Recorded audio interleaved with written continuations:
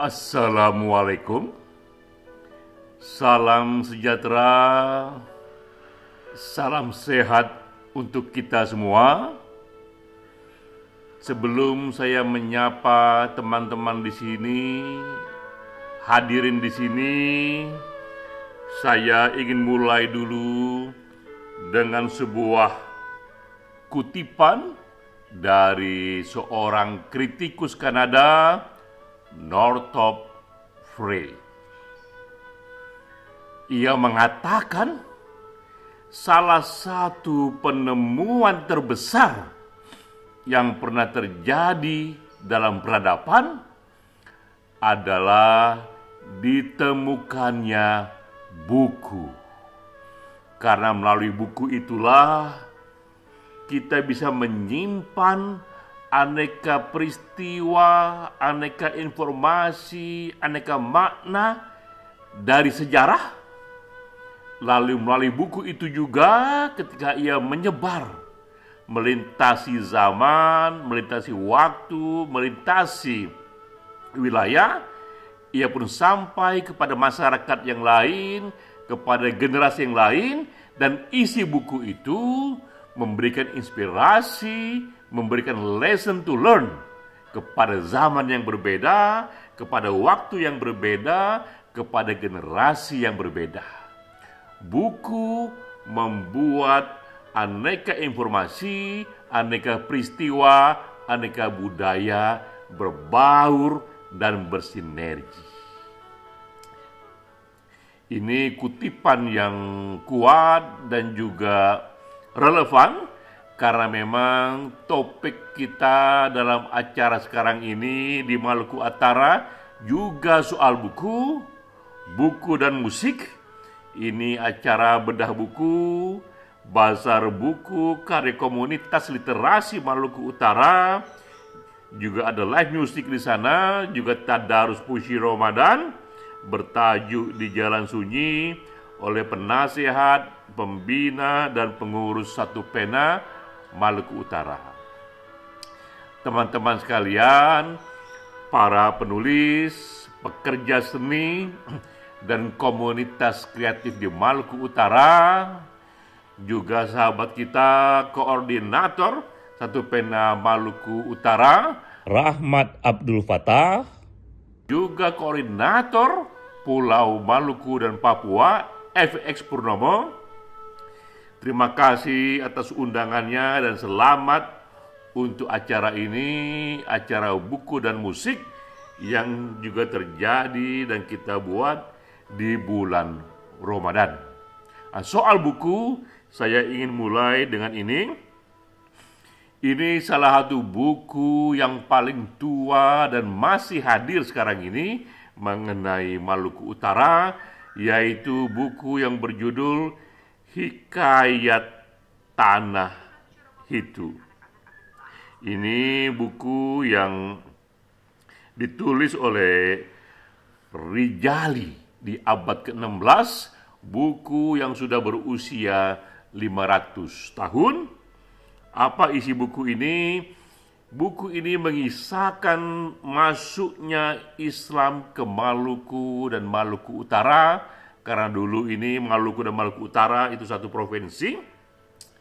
Kita memahami situasi bagaimana sebagian dari Maluku Utara sekarang ini dan juga di Maluku masuk agama Islam, yang bahkan di Maluku Utara sekarang ini 75% populasinya beragama Islam. Riwayat awal mengenai masuknya agama Islam diceritakan di buku ini. Buku ini juga menceritakan mengenai kuatnya daya tarik rempah-rempah di sana, terutama dari Pulau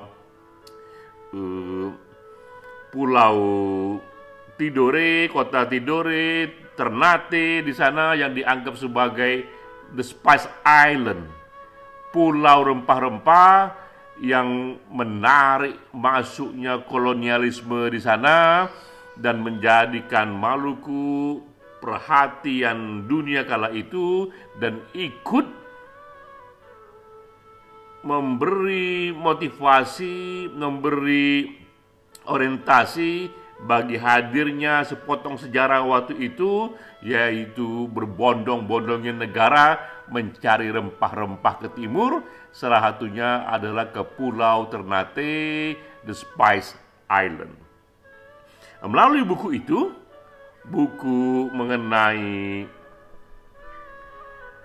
Hikayat Tanah itu, kita tahu bahwa ternyata memang sastra tulisan di Maluku Utara sudah punya jejak yang panjang sekali mulai abad 16. Sudah 500 tahun sudah tradisi sastra tulisan di sana hadir, dan juga yang tak kalah pentingnya, Maluku Utara pernah bersentuhan dengan aneka the great powers, aneka negara-negara besar yang membawa nilai-nilai baru di sana, yang juga membawa agama baru di sana.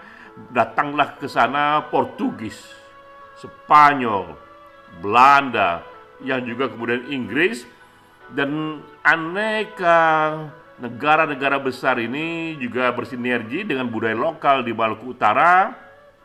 Masuk pula di sana pedagang Cina dan Arab, dan semuanya itu membawa budaya, membuat Maluku Utara sejak awal menjadi budaya multikultural.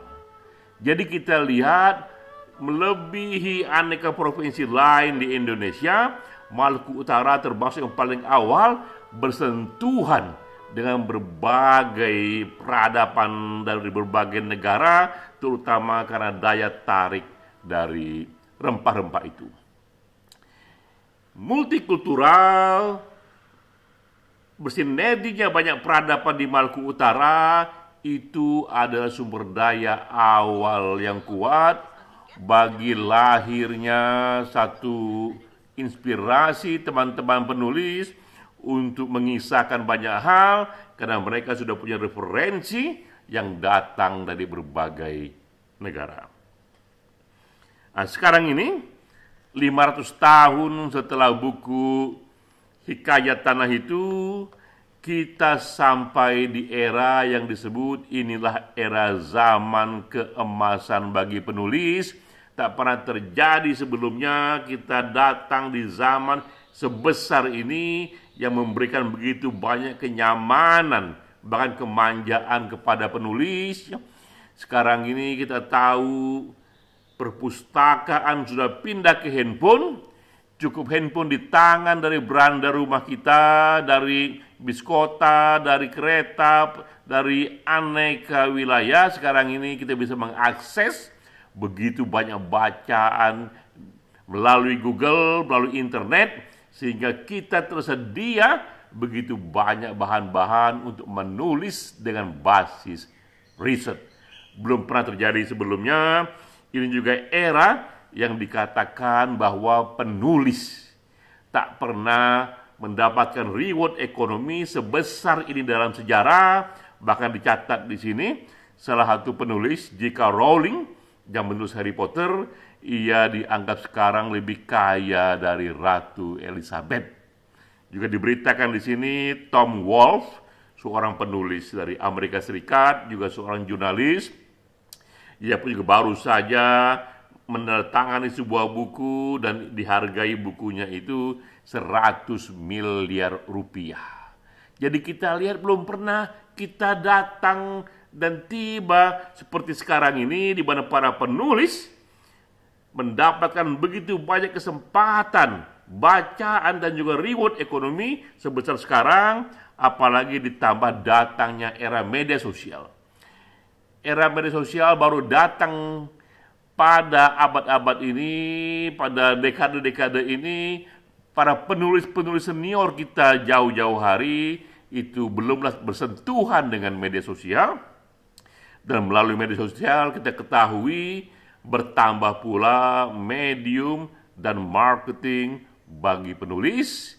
Dengan media sosial kita pun bisa menuliskan banyak hal, tak lagi hanya di media-media konvensional yang diedit oleh para editornya, tapi ada Facebook di sana, ada Instagram di sana, ada Telegram di sana, ada begitu banyak aplikasi lain yang bisa menjadi medium kita menulis dan ikut menyebarkannya, ikut dibaca oleh siapapun, dimanapun, kapanpun yang bisa connect kepada internet.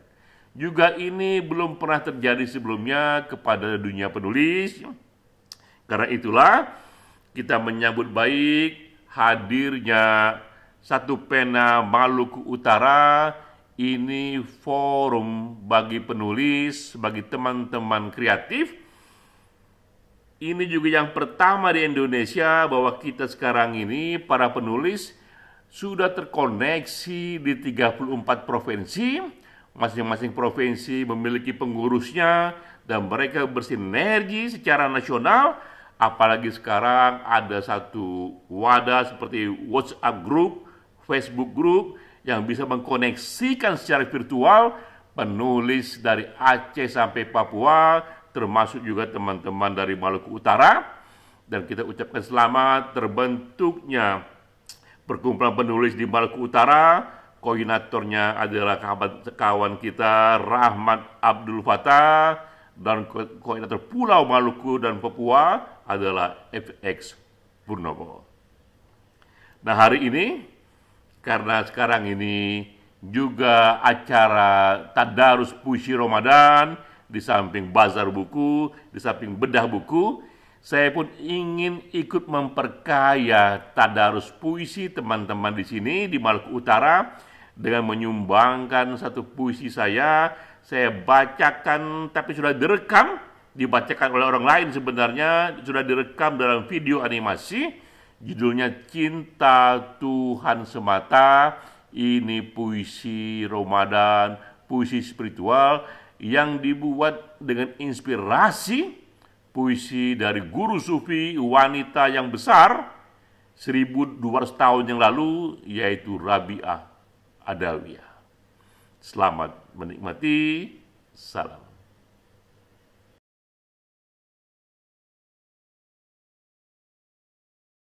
Cinta Tuhan Semata.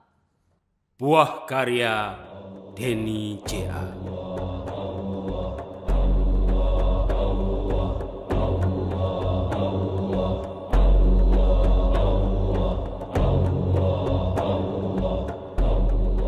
Dengan pena ditulis namanya di kertas. Belum lengkap tertulis, lalat mengerubung tulisan itu. Dengan kapur ditulis namanya di batu. Belum lengkap tertulis, lalat kembali mengerubung tulisan itu. Dengan ranting ditulis namanya di pasir. Belum lengkap tertulis, lalat juga mengerubung tulisan itu. Darwin diam terpaku. Apa yang salah dengan namaku? Apa yang salah dengan aku? Seolah berbau busuk, lalat selalu mengerubung. Darwin merenungi hidupnya. Begitu banyak harta yang ia dermakan, begitu banyak pikiran yang ia sumbangkan, begitu banyak keringat yang ia korbankan.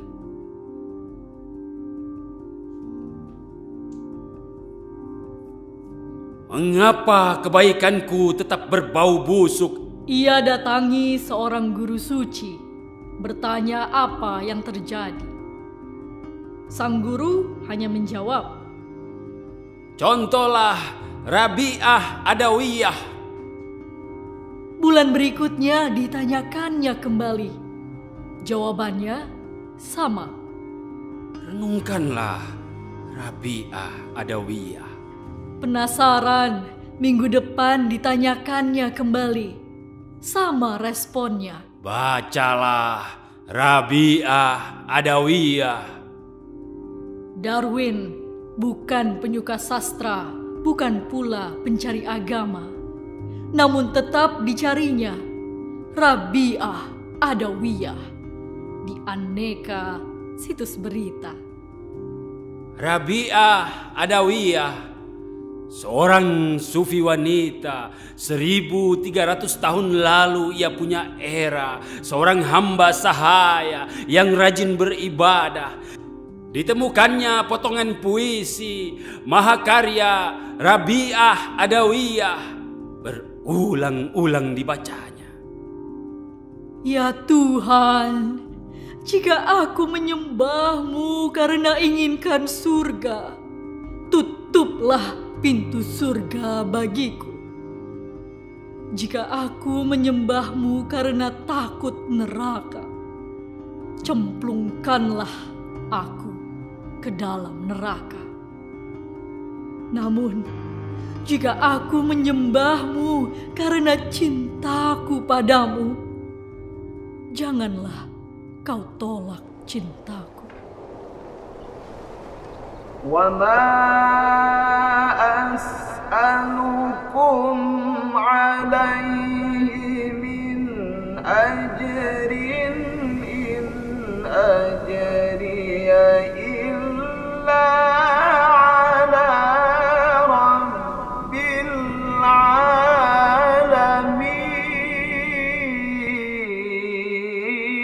alamin.